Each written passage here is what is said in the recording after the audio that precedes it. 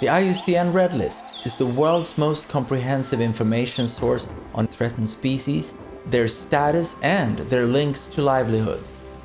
More than a list, it's actually a barometer of life, measuring many of the threats faced by the species.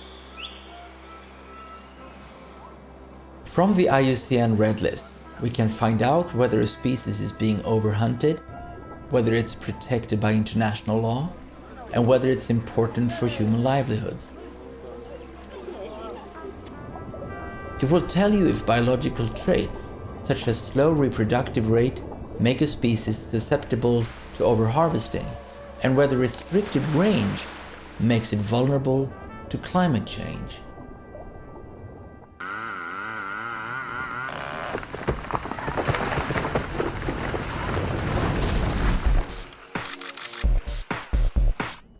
As a filmmaker and photographer specializing in threatened species and habitats, I consider the IUCN Red List to be an important resource for guiding my work.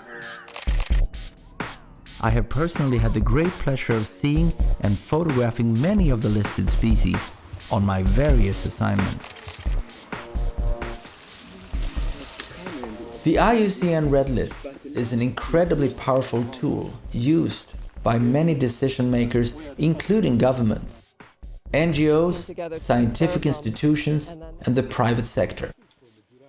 For example, it is used to guide scientific research, inform policy and conservation planning, and improve decision making to protect the natural resources on which we all depend.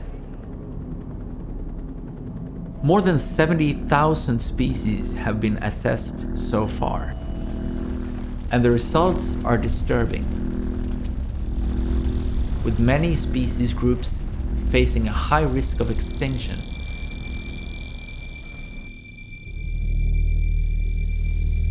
"41% of amphibians, 25% of mammals, 13% of birds, 33% of warm water reef-building corals, 63% of cycads,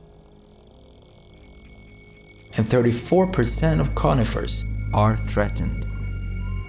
The IUCN Red List is compiled and managed by a network of more than 8,000 species experts from around the world.